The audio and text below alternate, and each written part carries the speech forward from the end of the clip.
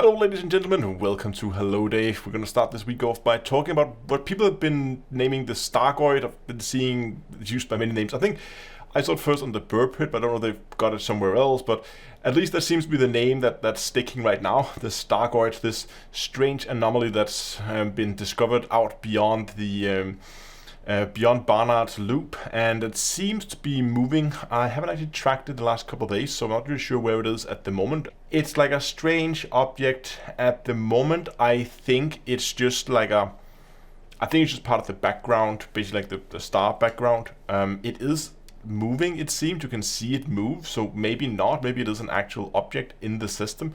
But you can see it like from multiple systems over, and that's why I think it may be something that's been rendered as part of the background. Nevertheless, it's a very strange object, kind of like 8 tentacle arms going out in either green or blue, and it kind of, some people say it's something like a StarGoid mothership. Some people think that the blue color indicate that it could have some Guardian stuff in it, maybe like some Guardian StarGoid hybrid thing. Some people think it's a portal.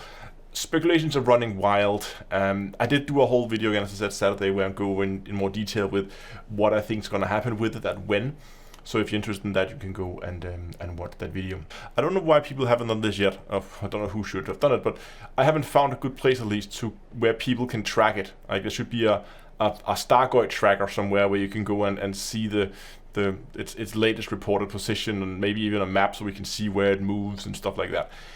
Because it is moving around, and it is quite a mystery at the moment, especially because we haven't found any ways to interact with it at all. We can't scan it. The only way we've been able to interact with it is that if you go into the FSS scanner and point towards it, you can't see it. It doesn't send out a signal in FSS, kind of indicating that it's not really an object in the system. But if you do point your FSS scanner towards it, it does emit like a weird eerie sound, which I don't believe. I tried myself to try and analyze it and spectrography and all that kind of stuff on it, but didn't yield any results. I assume a lot of other people have done the same. I will have to admit that after Frontier did their whole roadmap with Elite, and all that said they would do would be lore events, I thought it would be pretty tame, but now that we have had a chance to play with it and we've seen the way they've gone, it's been quite fun to follow along with. I mean, it's not something that's going to keep you entertained for hours and hours every day. I mean, you can go and look at the StarGoid, and then that's it. I mean, you can spend an evening doing that. So it's not something where you're going to be entertained for many hours.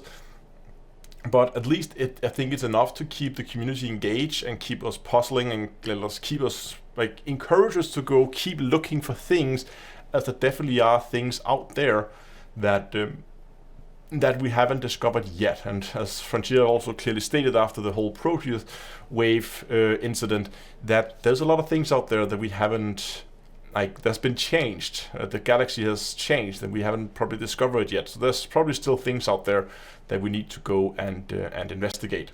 Frontier has also revealed some more information regarding the console transfer, allowing console players to move their account over to PC and continue play here, and also get their commander into Odyssey. Right now, Frontier is currently testing the portal, so some kind of homepage where you can go and do the transfer. It's not been opened up yet. Frontier is doing internal tests of that site right now, and they are expecting it to open up on September 12th. This is tentatively, they could change, but assuming test goes as they hope, that means that they are hoping to open up this for the masses on September 12th. That means from there on, you can go into some kind of homepage somewhere. I'll probably be a link, otherwise I'll probably be sure to post it somewhere, where you can go and you can do your transfer. And for those who, just to give you a quick recap, there is a lot of things for your commander that's going to be transferred over, and there's a lot of things that's not going to be transferred over.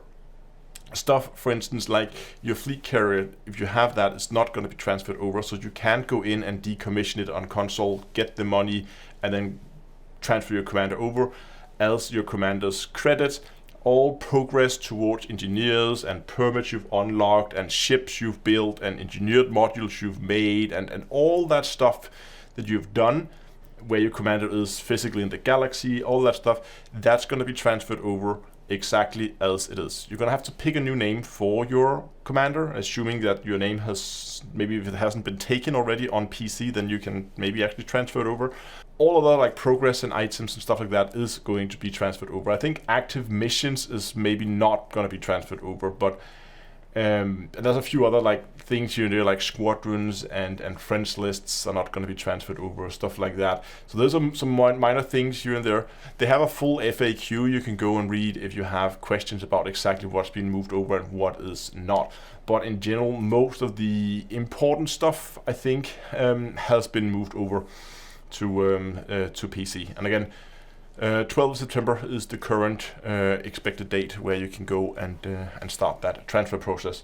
Then I have some news from Terra-EX Astrocorp. We have just achieved one of our long-term goals, something we've been working towards for a while, and that is to get into and take over the system Skekiko. A lot of people know this system as being one of the fleet carrier systems. There is a few of these systems around where you can actually go and buy fleet carriers. This was within, pretty close to our space, and we decided at some point that, hey, that could be fun to go and try and take this system. That we have succeeded in that. We are now the controlling faction in the system. This has been one of those projects that has been a little bit more on the down low, not something we've been super public about, mainly because the way we run our faction. So usually when people run these like BGS factions, they will often have like their daily orders be quite secret and be something that only vetted players can actually see. So people that they have confirmed is like actually part of their faction. We play it differently. We have all our orders completely open. They are public. Everyone can go and see them if they want to. Which is just the nature of the way we run our faction. We are a completely open faction. Everybody can see what it is.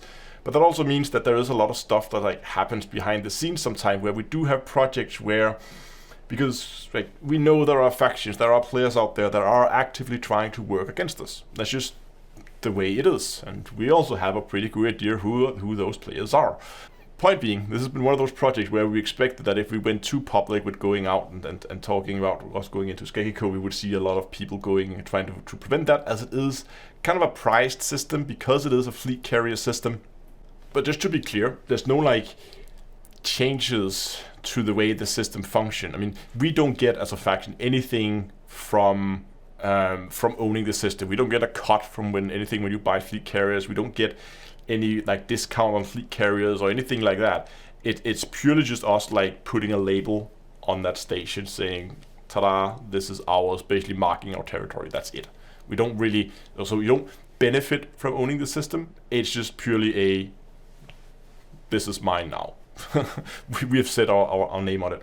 There's a lot of these things going on like behind the scenes. We have a whole like team now of faction planners that does an amazing job, not only testing BGS tactics but also planning the short and medium term things and about where we're going, what we're doing with the faction.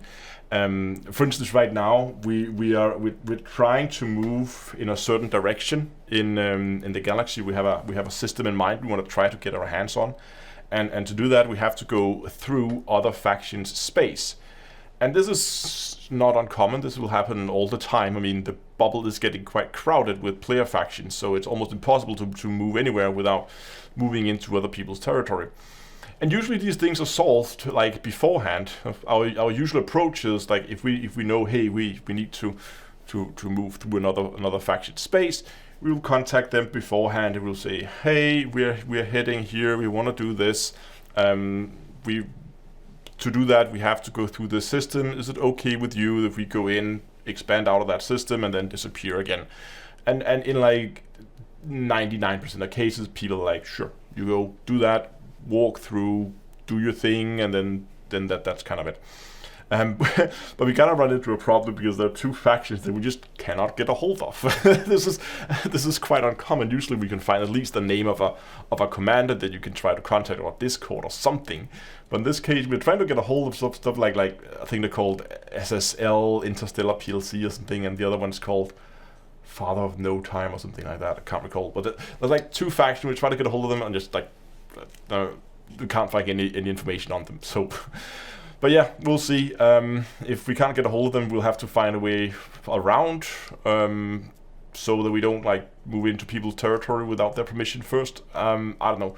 We'll see. At least if you're interested in BGS and the background simulations and taking over the galaxy, then all you have to do is head to Discord. It's at discord.d2a.com, and there we have a Terra-EX section you can sign up for. Moving over to Star Citizen, some brief news here. Currently the ship Showdown is running. This is like I think it's a yearly event right now, where a lot of the more popular ships are being basically tiered up in like a bracket kind of system. And then players go in and we vote for our favorite ships, and then at the end we have like the community's favorite ship. And this is something that happens like every year. It's a fun little event where we kind of can the ships kind of battle out, and it also helps CRG to see what kind of ships we like, but maybe also indicates what ship designs were good and what have maybe been less successful, maybe need some tweaking, and it's a fun event. And this time around, it is going to end with a free fly event. So what they're doing is, at the end of the ship Showdown, the top 8 ships are going to be made available to all players, and then there's going to be a free fly event. It's going to start on the, let me just check, I think it was the 8th of September, if I recall correctly. I should have written this down in my notes, shouldn't I? Yes, it was. So 8th of September. That is on Thursday. There's gonna be a free fly event. It's gonna run 1 week until the 15th. That means you can go into Star Citizen, create an account for free, and you can play for a week, and you will even get, at least for the week, you're gonna get those 8 ships that won, or the top 8 ships in the ship Showdown to play around with. So there's gonna be plenty of ships and plenty of stuff for you to try. And so yeah, if you ever wanted to pick up Star Citizen, or whether you're on the fence about it, now would be the perfect time to do so. You can sign up with an account already now. If you go to getstarcitizen.d2ea.com, it will automatically use my referral code, and with that you get some extra starting credits, so you can buy yourself a nice suit of armor and a gun or something like that when you start the game, making it a little bit easier for you in the beginning. And finally, it's gonna be a long hello, Dave. I've been rambling a lot this week. Live stream. I'm gonna be playing some Star Citizen tomorrow. I've looked back at like the last month. I've done 1 Star Citizen video and 1 Star Citizen live stream. Otherwise, there's been a lot of stuff going on in Elite, so that's received a lot of attention lately. So I think it's time we dive back into Star Citizen. And I think I'm just gonna be running some various types of missions. There's a lot of like mission types that I've actually never really gone out and tried. So I thought it could be fun to give those a go, see how it works. So it's just gonna be like fun and shenanigans and run around, maybe shoot some people, probably get shot by a lot of NPCs, likely die. It's gonna be lots of explosions, I'm gonna guess. But nevertheless, it should be a ton of fun. And as always, I'm gonna live stream it both here on YouTube and on Twitch, and it's going to be tomorrow at 7 o'clock GMT. I hope I'll see a lot of you guys there. Thanks a lot for watching, and also next time, I'll see you guys in space.